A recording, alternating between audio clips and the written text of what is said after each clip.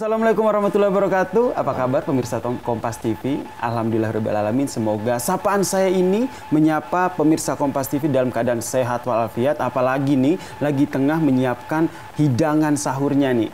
Saya Yasir Nenama bisa menyapa pemirsa Kompas TV semuanya dalam program Waktunya Sahur. Nah, alhamdulillahirabbil alamin, di hari ini saya punya tamu spesial karena saya bisa berkesempatan untuk numpang sahur nih. Sekalian untuk ngobrol-ngobrol bersama dengan tokoh politik tanah air, tapi punya jiwa muda dan banyak sekali hal-hal positif dan tentu saja inspiratif yang bisa kita gali nih, terutama di bulan Ramadan ini. Langsung saja saya perkenalkan narasumber kita kali ini yaitu Bapak Muhaimin Iskandar, Wakil Ketua DPR Republik Indonesia. Assalamualaikum, Caimin. Waalaikumsalam warahmatullahi wabarakatuh. Sehat, Cak? Alhamdulillah baik ini. Alhamdulillah, Caimin dan juga Ibu Rustini. Assalamualaikum, Bu. Waalaikumsalam. Mohon maaf nih diganggu nih. Wah, senang sekali. Oh, malah. senang ya? Iya. Wah, kalau gitu saya ganggu setiap hari aja kali ya. bersama itu nikmat. Iya, betul. Nih, alhamdulillahirabbil alamin ya. Di persiapan sahur di pagi-pagi hari ini jam-jam 3 ini saya mengganggu Caimin dan juga keluarga untuk numpang sahur lah. Sambil ngobrol-ngobrol dulu nih. Caimin kesibukannya apa nih sekarang di bulan Ramadan ini? Iya, sebetulnya normal semua ya. Ada kerjaan rutin, juga ada ke daerah sebagian kecil ya. Paling dalam satu Ramadan ke daerah ini paling 2 sampai 3 kali. 4 kali dengan nengok orang tua, kira-kira begitu. Nah, rutinitas ini bertambah satu aja, yaitu mengundang teman-teman biasanya untuk beberapa kali buka bersama, kemudian kajian nuzulul Quran, itu biasanya begitu. Jadi ada beberapa kegiatan-kegiatan keagamaan yang bisa dilakukan selama bulan suci Ramadan ini ya. Itu ngaruh nggak kegiatannya sebagai seorang politisi kan, sebagai anggota dewan kan cukup padat tuh. Ya. Nah, ngaturnya gimana nih, Cak, selama bulan suci Ramadan ini? Memang intensitas kunjungan berkurang ke daerah, kemudian jumlah tamu juga kita batasi. Karena kita manfaatkan betul, kira-kira 30% kita kurangi tamu-tamu dan kegiatan ini untuk lebih menikmati Ramadan bersama keluarga. Salah satunya menikmati tarawih bersama, kemudian ya sahur bersama seperti ini. Dan juga yang paling asik itu biasanya adalah buka bersama dengan anak-anak, dengan keluarga. Kadang-kadang istilah kita itu Bani Iskandar, keluarga Bani Iskandar itu biasanya yang di Jakarta kumpul semuanya gitu. Masya Allah. Ibu Rustini kerepotan nggak nih selama bulan Ramadan mengatur jadwal sang suami tersayang? Alhamdulillah enggak ya, biasa. Tapi memang pasti lebih sibuk ya persiapannya, karena kita biasanya kan hari-hari Bapak sering ke kantor, makanya di luar. Tapi kalau misalnya buka itu diusahakan bisa buka bersama di rumah gitu. Kalau banyak tamu ya kita sih senang aja gitu, karena suasana Ramadan kan suasananya happy gitu ya. Betul. Jadi meskipun sibuk tapi nikmat gitu. Tetap menikmati ya. Iya. Termaksud diganggu sama saya nih pemirsa Kompas TV untuk numpang sahur bareng di dulu sini. Tahun lalu sempat sahur bersama di beberapa titik di luar kota sebelum pandemi ya. Pandemi ini betul-betul 2 tahun ini agak berbeda situasinya. Alhamdulillah hari ini Ramadan tahun ini akan rasanya sih seperti kembali sebelum pandemi dulu. Masya Allah. Ini harapan kita semua ya. Ada kegiatan-kegiatan khusus nggak, Cak? Selama Ramadan ini yang benar-benar, selama Ramadan ini saya ingin melakukan kegiatan-kegiatan khusus, baik untuk keluarga ataupun sebagai seorang politisi. Ya, secara khusus sebagai pribadi ya, sebagai pribadi tentu memperbanyak qiyamul lail itu kita usahakan betul. Jadi mungkin jam tidurnya agak lebih awal supaya bisa bangun lebih awal. Yang kedua yang lebih spesifik ya kepedulian sosial itu ya, kegiatan-kegiatan berbagi itu biasanya lebih tingkatkan jumlahnya. Kegiatannya lebih banyak lagi biasanya. Untuk kumpul keluarga sendiri, Bu Rustini gimana tuh? Apa dikasih tahu gitu ke suaminya, nih mumpung Ramadan, bolehlah quality time-nya dibanyakin bareng anak-anak atau seperti apa? Pasti kita maunya gitu ya. Kalau Ramadan kita pinginnya lebih kebersamaannya lebih banyak, intensitasnya seperti itu. Jadi lebih banyak memanfaatkan waktu di bulan Ramadan ini ya. Terus itu berbicara soal sedikit soal kesibukan Caimin nih sebagai wakil ketua DPR ini. Kalau saya lihat ternyata dari semasa mudanya itu sudah aktif di dunia politik ya. Ya sebetulnya saya lahir dari keluarga pegiat sosial atau aktivis begitu ya. Jadi politik itu seperti kegiatan sehari-hari orang tua saya, kakek saya, di mana sebetulnya awalnya sih kita ini semacam lembaga pendidikan begitu yang kemudian menjadi bagian dari kegiatan masyarakat, lalu menjadi penggerak pendorong masyarakat untuk lebih baik lagi, lebih maju lagi. Nah, yang akhirnya mau tidak mau politik. Nah, politik itulah yang kemudian semacam menjiwai seluruh keluarga kita. Karena ini kalau saya lihat nih pemirsa Kompas TV menjiwai banget nih. Karena di tahun 99 itu pernah menjadi pimpinan DPR termuda ya. Pada saat umurnya 32 tahun. Nyaris beda setahun. Saya sekarang 31 nih. Oh iya. Zaman-zaman saya masih muda begini, Caimin sudah duduk di Senayan untuk mewakili aspirasi rakyat. Ceritain dong, kok bisa, Cak?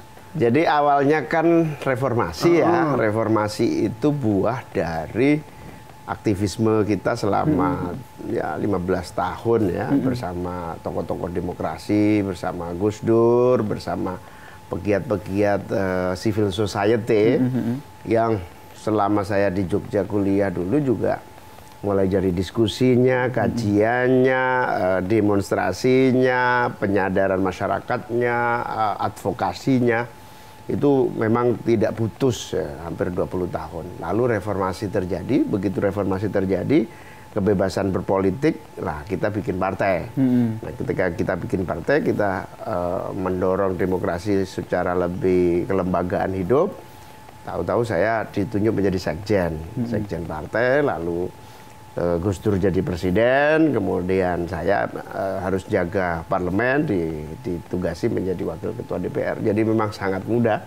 Tapi ya sangat muda ini sebetulnya paling manfaat adalah lebih fit ya, lebih tidak semangatnya tinggi, kesehatannya juga bagus.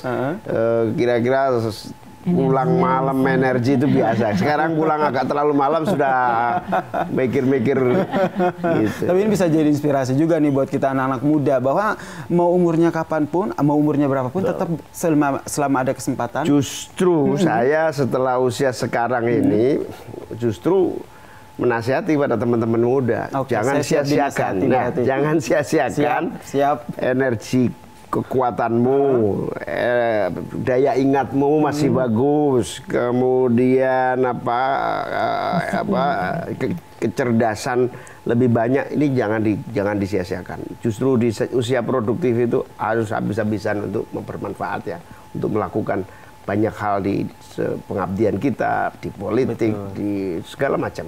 Tuh pemirsa Kompas TV yang berjiwa muda, ayo jangan lupa nih terapkan nasihat dari Caimin. Berarti dulu cita-citanya memang jadi politisi ya? Atau sempat punya cita-cita lain? Mengingatkan politisi itu bukan cita-cita sebetulnya. Oh begitu.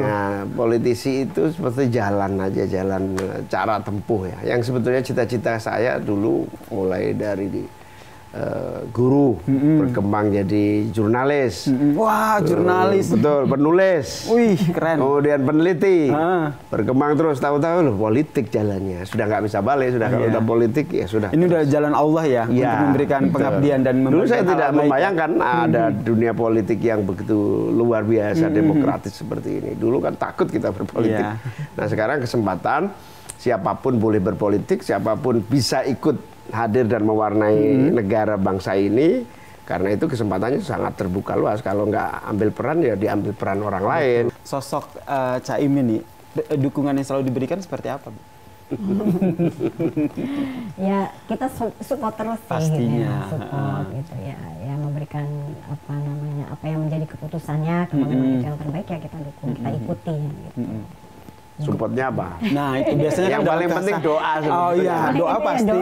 Ada dalam keseharian kan tentu ada hal-hal, bahasanya hal-hal perintilan lah, yang tentu saja Caimin luput nih. Yang sering diingetin tuh apa sih sama Ibu? Kalau yang sering diingetin pakai bajunya gitu ya. Oke, begitu. Oh, pantas ya Caimin selalu terlihat rapi. Oke, itu berarti ada sosok istri yang berperan gitu ya Caimin. Banyak ngasih nasihat juga Nasihat, biasanya. Ya, lebih sering. Kadang-kadang lebih dosen daripada dosen biasanya. Ampun. Kemudian kalau kita lihat Caimin ini kan lahir dan besar di pesantren. Iya. Bisa diceritain tuh perjalanan saat meniti pendidikan dan ilmu di dunia Iya. pesantren. Ya, saya sangat bersyukur ya bahwa saya lahir di dalam lingkungan keluarga besar pesantren. Jadi tahu persis bagaimana cara mendidik, cara mendampingi anak-anak santri supaya memahami, mendalami, mengamalkan. Itu betul-betul saya syukuri, terutama modal untuk hidup bermasyarakat ini. Daya tahan, ketangguhan, disiplin, itu betul-betul saya dapatkan di pesantren. Nah, pesantren yang selama ini paling bermanfaat adalah membentuk karakter, sikap, akhlak, itu yang paling penting sekali.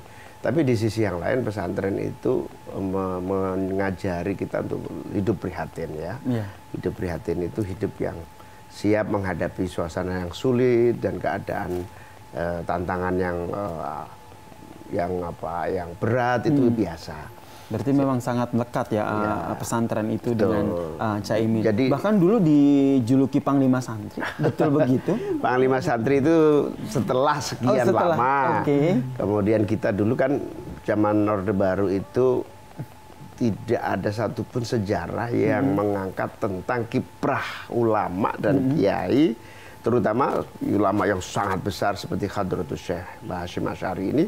Di dalam catatan sejarah bangsa kita, kok ada peran besar kemerdekaan yang dilakukan oleh Hadratus Syekh Hasyim Asy'ari ini tidak dicatat dalam sejarah. Itu kita kaji. Setelah reformasi kita titipkan ke Pak Jokowi untuk diakui. Nah, dari situ kemudian kita bikin kirab ya dari Surabaya, perjalanan ke Jakarta, kirab resolusi jihad.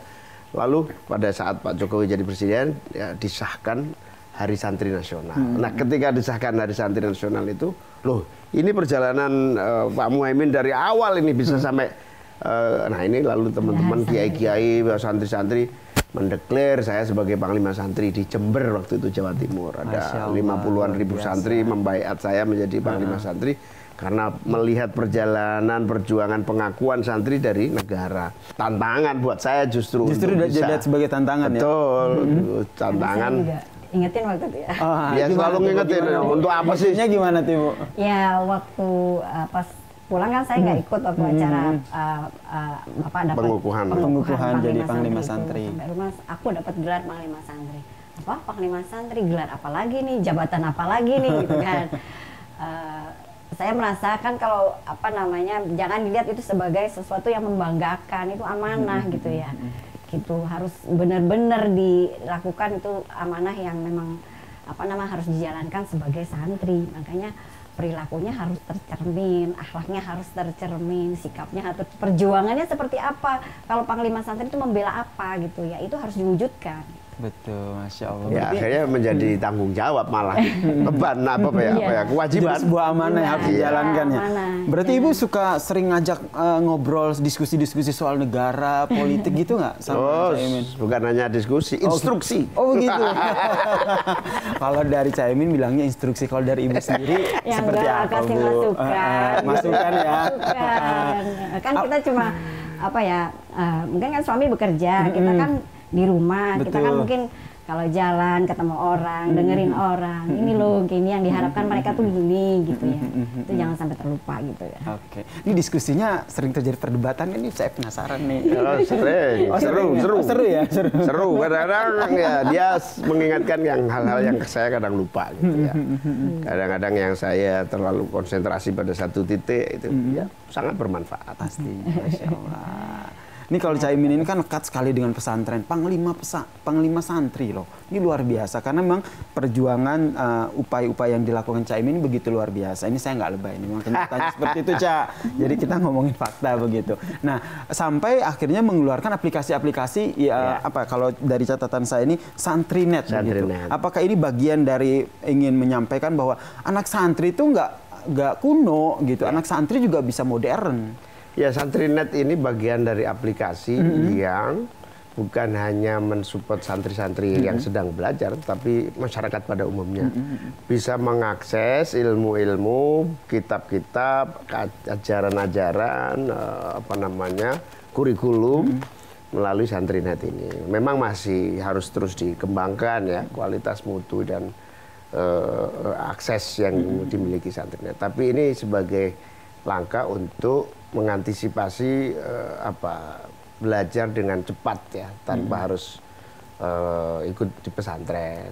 Ya. Siapa sosok inspiratif dari Caimin dari pesantren yang sampai saat ini masih benar-benar menjadi? Ada 2 pesantren besar di Jawa Timur yang mampu mempertahankan metode asli kuno lama dengan mengkombinasi berbagai perkembangan. Satu Lirboyo Kediri.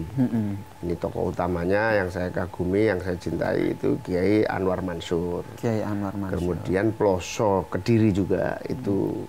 Kalau di Lirboyo ini santrinya nggak main-main, 24.000. Masya Allah. Bayangkan. 24.000 setiap hari makan, setiap hari. Mengelolanya seperti apa? Dahsyat sekali. Nah, kalau Ploso Kiai Nurul Huda Jazuli ini santrinya 12.000. Tapi yang sangat modern di Lirboyo juga ada Arisalah namanya. Itu mahal sekali, antri masuknya, saking banyaknya peminat. Lulusannya sudah go internasional, diterima di perguruan tinggi berbagai negara. Ini idola-idola saya ini, Kiai Nurul Huda Jazuli, Kiai Anwar Mansur. Ini menjadi inspirasi pesantren-pesantren di seluruh Indonesia. Bahkan istilahnya itu sanatnya menjadi rujukan ilmu yang dikembangkan di pesantren di seluruh Indonesia, Sumatera sampai Papua. Dari Aceh sampai Papua ada rujukan ilmu-ilmunya. Kemudian tantangan dari pendidikan di pesantren hari ini yang harus dilakukan tidak hanya pengelola pesantrennya, tapi santrinya sendiri apa yang menurut Caimin? Ya, para santri ini tantangannya sangat berubah ya. Harus siap karena masyarakat sudah berubah, karena umat sudah berubah, karena dunia sudah berubah. Yaitu harus melek informasi. Betul. Yang pertama harus betul-betul mengerti informasi sehingga akurat di dalam mengambil manfaat atau berperan di masyarakat. Yang kedua harus ngerti teknologi. Teknologi ini karena dari yang paling bawah sampai yang paling atas semua sudah menggunakan gadget-gadget handphone yang sudah sangat canggih. Sehingga aplikasi apapun sudah menjadi fakta ekonomi, fakta sosial, fakta seni di situ. Nah, ini mau tidak mau menjadi modal supaya ulama-ulama yang kita telurkan dari pesantren itu nanti betul-betul ulama yang sesuai dengan tantangan, sesuai dengan perkembangan. Itu. Yang ketiga, pesantren juga harus menyiapkan skill, kapasitas. Sudah menyiapkan diri, nanti terjun di masyarakat, jadi pebisnis, jadi pelaku ekonomi entrepreneur, itu harus disiapkan. Kalau mau jadi profesional apa? Kan 3 ini harus siap. Betul. Apapun profesinya, intinya adalah setiap profesi itu bisa sekaligus untuk menciarkan nilai-nilai kebaikan dari Islam ya. Betul. Masih ngomongin santri, pesan dong untuk santri-santri yang ada di tanah air. Apa Ya, yang harus para santri sekalian, jumlah kalian itu besar, jutaan, puluhan juta bahkan, puluhan juta adalah potensi kemajuan bangsa. Kalau mau Indonesia maju, maka kalian santri-santri harus maju, harus tangguh, harus siap menghadapi persaingan dunia, bukan persaingan nasional saja, dunia. Karena itu kalian itu siapkan dengan baik. Apa itu? Salah satunya bahasa. Bahasamu harus betul-betul siap. Apakah bahasa Arab yang bagus, bahasa Inggris yang bagus, bahkan bahasa Mandarin yang bagus, ini bisa menjadi modal Anda menghadapi tantangan zaman. Betul. Nah, tadi suka turun ke daerah, sampai ke pesantren-pesantren kecil. Ibu ikut nggak? Suka nemenin atau bagaimana, Bu? Kadang ikut, kadang enggak. Kadang ikut. Kuatnya separuh dia saja. Karena kadang-kadang kalau satu hari itu bisa 7 titik. Wah, gitu, Allah, 7 bisa titik. 4 titik, 5 titik. Saya kalau sampai itu kadang-kadang perjalanannya juga bisa 1 minggu. Saya kan harus ninggalin anak-anak juga. Betul. Jadi berbagi tugas. Berbagi tugas ya. Ikut separuh perjalanan. Jadi berbagi tugas. Kalau bisa sempat nemenin. Tapi kalau tidak. Ya, salah satu yang saya selalu butuh dia nemenin itu biasanya nyiapkan pakaian. Nyiapkan pakaian. Pakaian kotor, pakaian yang sudah masih bersih, itu yang paling sulit buat saya menata hidup. Termaksud nyiapin makanan untuk kita sahur ya? Ya, apalagi kalau lagi sahur begini di jalan, wah sudah. Kita kadang-kadang sahur sebelum waktunya kalau di daerah biasanya. Ini ngobrol terus nih, takut sebentar lagi imsak. Oh iya, sahur di sini, sahur di sini. Oke, kita sahur dulu. Kita sahur di sini ya? Ya, siap. Terima kasih Anda masih menyaksikan Waktunya Sahur. Masya Allah, ini sedang menyiapkan makan sahur di rumah pemirsa Kompas TV. Sama, saya juga sudah disiapkan makan sahur oleh Ibu dan juga Bapak. Terima kasih loh. Terima kasih Yasir bisa gabung di sini. Alhamdulillah malam ini kita bisa sahur bareng. Sebagai anak kos ini sangat berjasa. Boleh silakan. Ayo, mari kita mulai. Ayo silakan Yasir.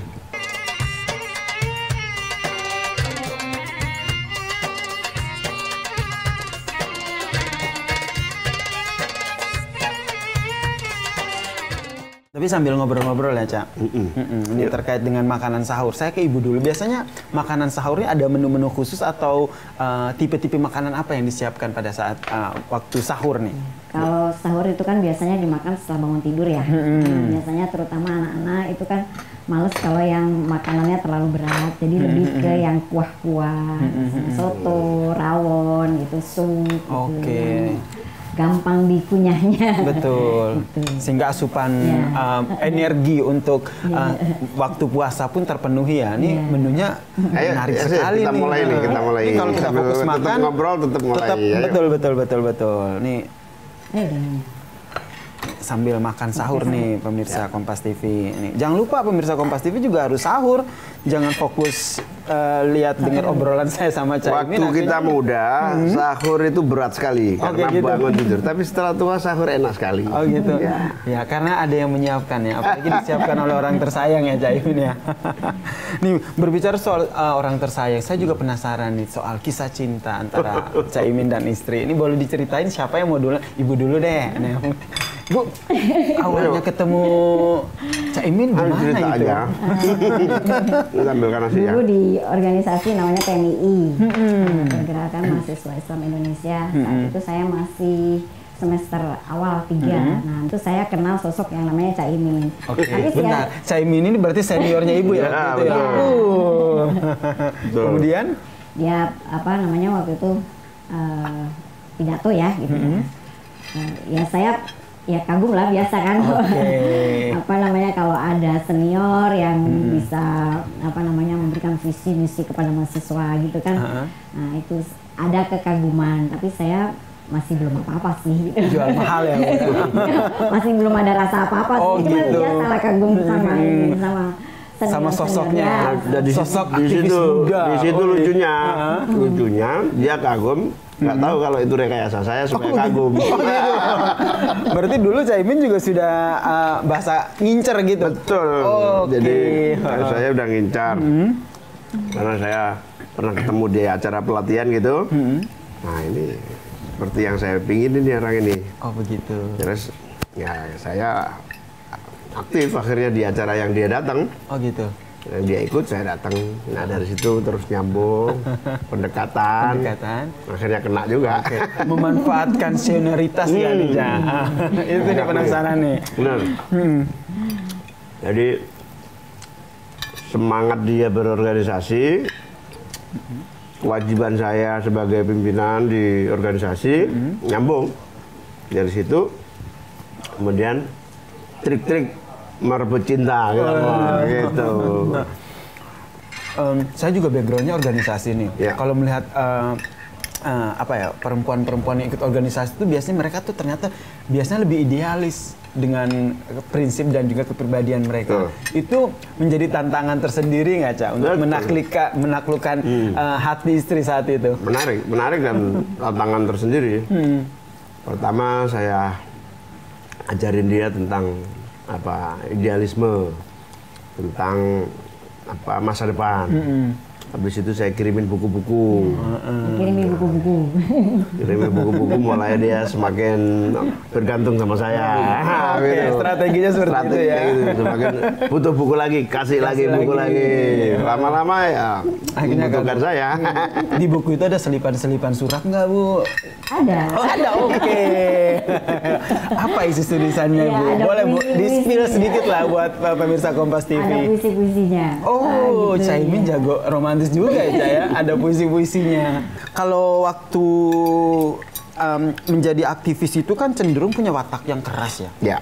Caimin kan itu juga dikenal sebagai sosok yang tegas, keras begitu. Apakah sosok itu juga yang diperlihatkan di depan Ibu Rustini saat PDKT begitu? Iya, betul.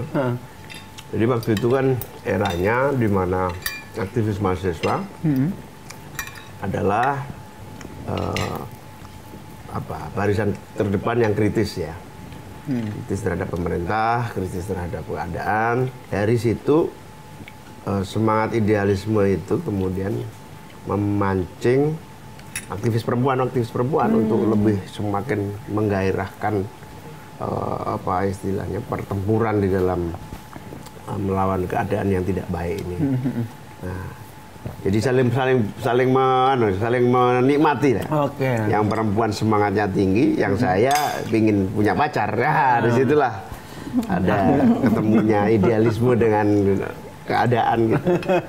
Ibu berarti dulu emang kriteria pria idamannya adalah seorang aktivis atau yang lain nih?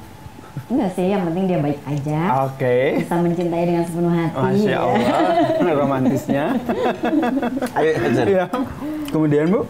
Enggak, waktu itu malah saya nggak tahu kalau background begitu. memang benar-benar aktivis. Jadi saya membayangkan waktu itu nanti suatu saat suami saya biasa seperti pada umumnya berangkat pagi, pulang sore, berangkat pagi, pulang sore gitu ya. Nanti kita sore ketemu gitu ya. Ternyata ini kok sampai malam nggak pulang-pulang. Ternyata kalau pergi kok nggak cuma 1 hari 2 hari, itu bisa berhari-hari sudah pulang terus besok udah pergi lagi. Karena Caimin yang saking sibuknya ya. Iya, dan itu saya merasa ya waktu itu ya masih menyesuaikan diri. Tapi lama-lama setelah tahu apa yang dilakukan, tahu apa yang diperjuangkan, ya akhirnya bisa lebih legowo. Dulu jadi aktivis itu kan anggapan orang nggak punya masa depan. Iya, betul. Anggapan orang dan bahkan bisa dibilang nggak ada satupun calon mertua yang percaya gitulah kira-kira gitu.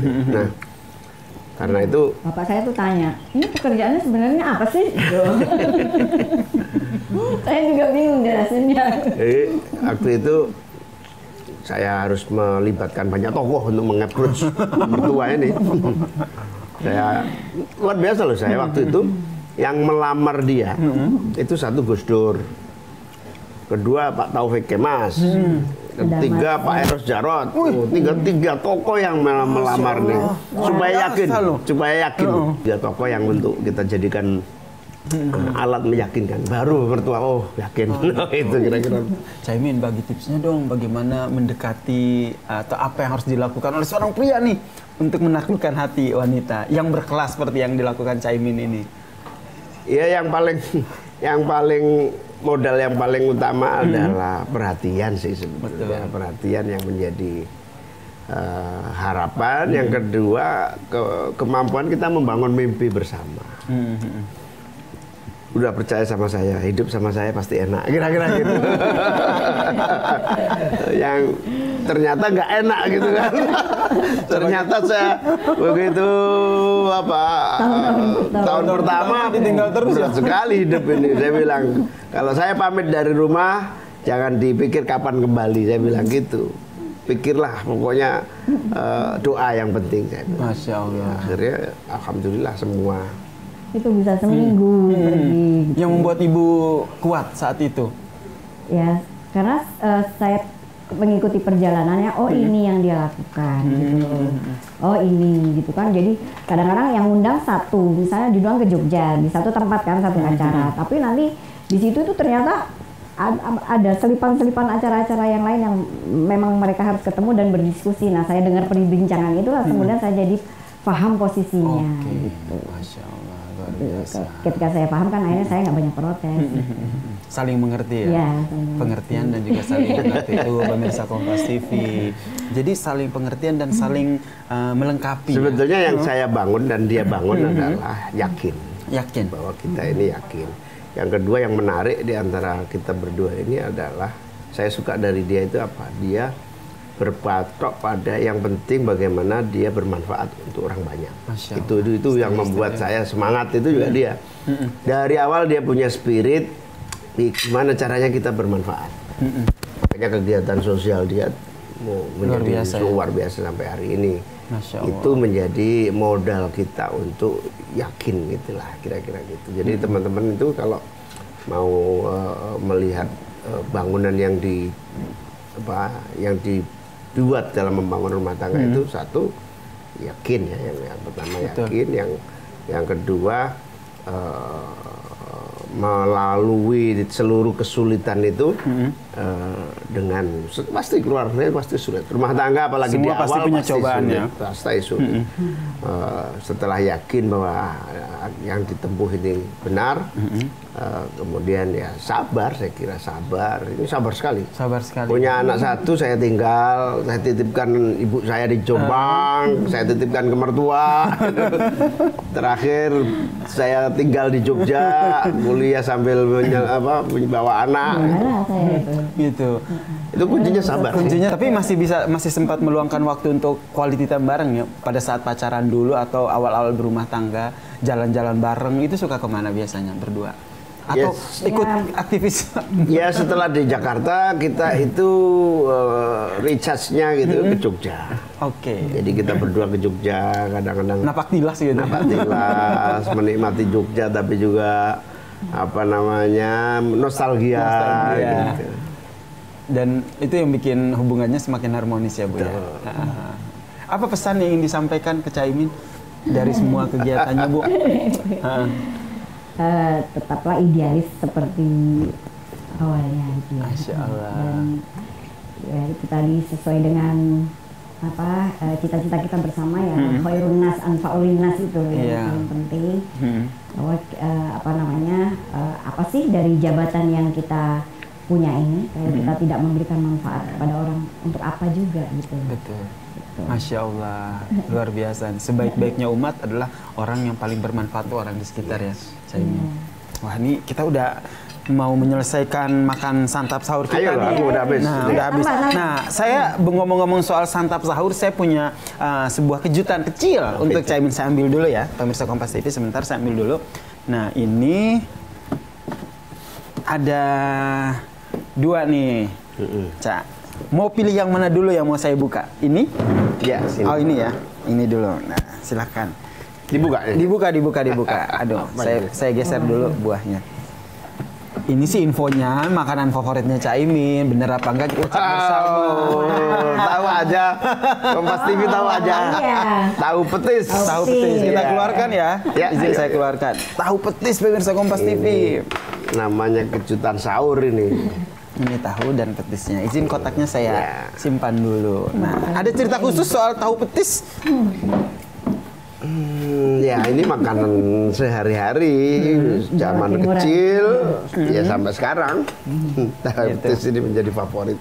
Kalau gitu kita coba. Saya juga penasaran nih. Kita coba. Pakai lagi.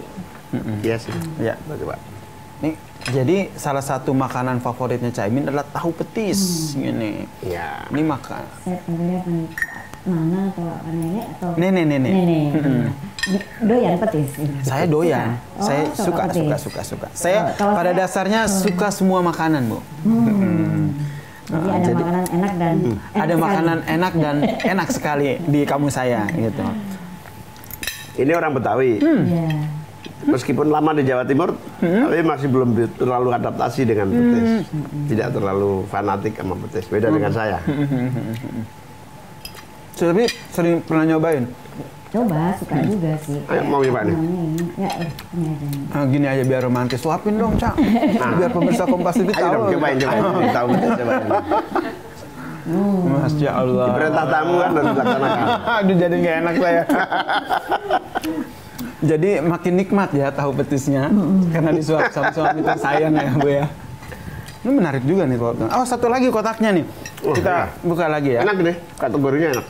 Oh iya, ini gimana nih? Tahu petis yang kami siapkan. Iya, Enak Khusus. sekali. Enak ya? Bener ya? Bener ya, Cak? Pedesnya Pedesnya sama dapet. racikannya pas. Enak ini. Ini khas Jawa Timur. Masya Allah. Berarti berhasil nih tim Kompas TV ya? Sangat berhasil. Saya singkirin dulu ya, Cak. Iya, ini kejutan kedua. Ketemu aja tuh. Silakan Ibu Kak.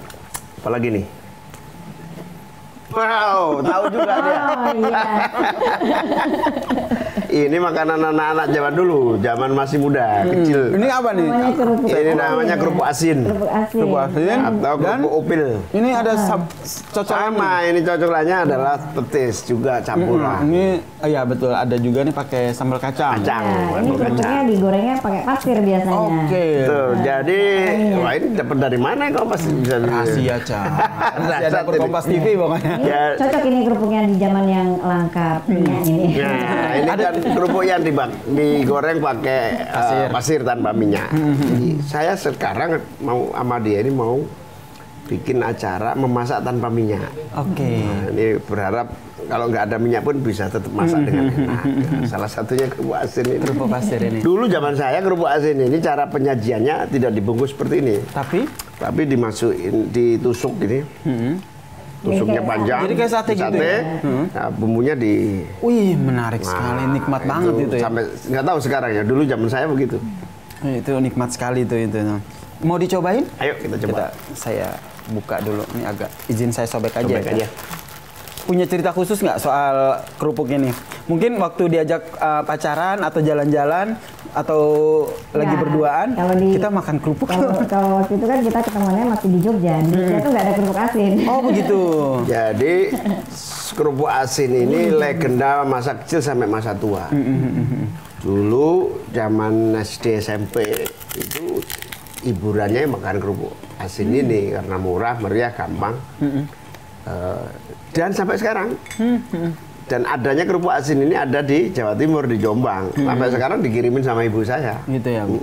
Pakai kereta selalu. Satu plastik besar gitu. Nikmat ya. Enak. Sambil makan, dari tadi belum sempat ngomongin hobi nih. Caimin, aktivis itu menjadi hobi Caimin atau ada hobi lain? Ya sebetulnya dari dulu namanya aktivis itu tidak punya hobi yang spesifik, disebut hobi secara umum. Ya. Bahkan apa namanya olahraga sebagai kewajiban pun itu tidak diingat tuh, baik. Tapi setelah tua begini baru kita sadar salah satu hobi yang tidak langsung itu jalan-jalan ternyata. Jalan-jalan menikmati keadaan di ya sebetulnya jalan-jalan itu secara tidak langsung itu kebutuhan. Hobi yang kebutuhan, dapat sehat, dapat Stress release begitu ya. dapat pandangan-pandangan segar dan sampai sekarang saya Apalagi hobinya jalannya sama istri tercinta. Ah, betul. kan? Jalan-jalan itu jalan kaki sambil lihat-lihat itu hobi yang paling menarik. Termaksud naik Tambah Vespa bareng? Naik sepeda apalagi, naik sepeda, naik Vespa, udah. Itu salah satunya. Pencinta Vespa tadi agak malam tapi nggak kelihatan jelas di depan tadi kan. Oh iya, kita punya koleksi. Di depan itu ada koleksi Koleksi Vespa. Vespa. Itu bisa diceritain? Nah, kalau akhirnya Vespa dipajang di depan situ. Vespa ini sejarahnya terpaksa. Oh, terpaksa. Terpaksa. Kenapa itu terpaksa? Saya kuliah di Jogja, oleh orang tua dibawain Vespa punya orang tua. Karena adanya itu, pakai aja kamu bawa kuliah. Saya bawa ke Jogja. Nah, Vespa ini menjadi kendaraan utama saya selama kuliah di Jogja dan bahkan melegenda lah ya. Semua teman-teman tahunya Caimin ya Vespa gitu. Dan memang saya cat, saya rawat, pokoknya saya beri variasi. Hampir sebulan sekali ganti warna gitu lah kira-kira. Tahu-tahu sampai di Jakarta ya. ketemu para pecinta Vespa itu. Wih, Loh, masuk komunitas dong berarti. masuk komunitas, gabung ya di situ. Dan sekarang luar biasa, harga Vespa tua itu malah mahalnya minta ampun dibanding. Diberi nama nggak tuh Vespanya? Oh iya, macam-macam kita kasih Penasaran saya. Saya nggak nanya ke Caimin, nanya ke Ibu. Ibu, apal nggak nih nama tahu dia Vespa nggak tahu. dari Caimin? Apal nggak satu nama? Meriam Belina. Kok namanya Mariam Belina, Ca? Kenapa nggak dikasih nama istri sendiri ya? Ini harus dijawab. Belum kenal dulu. Oh gitu, belum kenal. Kalau udah kenal mana berani. berarti sekarang nama Vespanya masih Mariam Belina? Ya sudah Rustini sekarang. Sudah Rustini, Bu, berarti nama Vespanya. Suka diajak touring juga naik Vespa, Bu? Suka. Seneng ya touring-touring? Terakhir kita touring sama dia di Magelang. Magelang. Waduh. Udah merencanakan bulan depan begini lagi yuk. Seneng ya, bisa quality time juga ya naik Vespa bareng gitu. Nah, ini kompak sekali nih pemirsa Kompas TV. Jadi saya jadi ikut senang nih karena kebahagiaan yang terpancarkan oleh pasangan nih Caimin dan Ibu Rustini. Biar kita lihat makin kompak, kita punya challenge nih buat Caimin dan juga Ibu. Saya ambil lagi nih dulu bolnya. Ini saya geser sebentar ya. Nih sambil menunggu waktu imsak, Bu. Ya. Kan sudah kenyang, sambil menunggu waktu imsak kita main game sedikit. Nah, di sini ada fishball-nya, ada beberapa bola. Nanti tinggal Caimin ambil.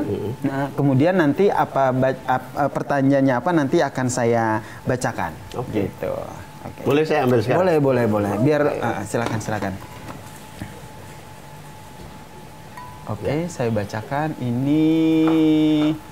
Rapid question, berarti nanti saya akan membacakan pertanyaan, nanti 2 kata, nanti tinggal Caimin pilih nih. Nah, saya biar kompak, saya mau lihat nih. Jadi ini pertanyaan untuk kita berdua. Iya, nanti hitungan ketiga baru dijawab sama-sama ya, Bu ya. Siap-siap dulu, Bu. Mau minum dulu boleh? Ya, minum dulu. Ya, minum dulu ya. Oke. Satu pertanyaan dijawab bareng gitu. Bareng-bareng. Di hitungan ketiga. Oke. Pilih touring Vespa atau sepedaan? 3, 2, 1. Vespa. Beda nih gini. Kenapa milih sepeda, Bu? Kenapa sepeda, Bu? Karena saya nggak bisa naik Vespa. Kan diboncengin sama suami. Iya, tapi kan tetap asik lah kalau kita juga bisa naik sepeda. Oke. Kalau Caimin memang Saya lebih menikmati sepeda. Oke, ini secara tidak langsung minta diajak sepedaan. Gitu. Boleh lah nanti kapan-kapan kita ngabuburitnya sepedaan aja. Dia nggak kuatan lama. 1-0. 1-0 gitu. Selanjutnya ini jawab bareng-bareng ya. Jadi menteri atau wakil ketua DPR? 3, 2, 1. Wakil ketua DPR. Masya Allah, akhirnya kompak gitu. Lebih pengen jadi wakil ketua DPR? Oh ya jauh lah ya. Jadi menteri itu berat sekali. Saya 5 tahun jadi menteri, stresnya itu 10 tahun. Kita ke pertanyaan selanjutnya nih. Kerupuk asin atau tahu petis? 1, 2, 3. Kerupuk asin. Kenapa akhirnya kerupuk asin nih jawabannya? Lebih mengena atau lebih berkesan dengan ibu dan bapak atau seperti apa? Iya kayak seperti kebutuhan harus ada kerupuk asin tiap hari. Kalau tahu petis boleh ada boleh enggak. Tapi kerupuk asin tuh kayaknya harus ada tiap hari. Harus ada tiap hari ya. Kalau makan makanan yang pedas-pedas, biasa bapaknya sukanya pakai kerupuk. Gitu. Jadi ada yang dicari yang garing-garing gitu. Masya Allah nih. Jadi challenge tersebut tetap pasangan ini termasuk kategori kompak. Boleh tepuk tangan. 2-0 kan? 2-0. Berarti terbukti kompak. Masya Allah. Terima kasih Caimin. Terima kasih bisa sudah direpotin untuk numpang makan sahur. Senang Terakhir, sekali saya. apa pesan yang ingin disampaikan buat pemirsa Kompas TV di bulan Ramadan ini? Ramadan ini salah satu yang paling harus dimanfaatkan adalah kesendirian kita bersama Tuhan. Jadi ibadah Ramadan itu ibadah yang spesial di hadapan Tuhan, di hadapan Allah Subhanahu wa taala. Jadi soal jenis pahala dan jenis imbalan yang diberikan Allah itu memang rahasianya Allah. Tapi quality time-nya itu quality time kita dengan Allah di Ramadan ini harus kita manfaatkan. Meskipun saya dan kita semua sibuk misalnya, ya di tengah kesibukan kita itu gunakanlah untuk quality time dengan Allah. Baik. Tidak harus dalam posisi menyendiri. Kita bekerja sambil tetap bersama Allah di dalam setiap nafas kita. Masya Allah. Untuk pembelajaran setelah Ramadan juga harus dilaksanakan lagi. Baik. Terima kasih. Terima kasih Bapak Muhammad Iskandar, Wakil Ketua DPR Republik Indonesia, Ibu Rustini telah berbagi waktu, telah berbagi cerita yang sangat menginspirasi kita semua dan bisa menjadi hal-hal baik, terutama di bulan suci Ramadan ini. Selamat menjalankan ibadah puasa buat teman-teman Kompas TV. Saya Yasir Nenema pamit. Jangan lupa untuk terus saksikan program spesial Ramadan Kompas TV, yaitu Waktunya Sahur. Wassalamualaikum warahmatullahi wabarakatuh. Waalaikumsalam. Selamat berpuasa.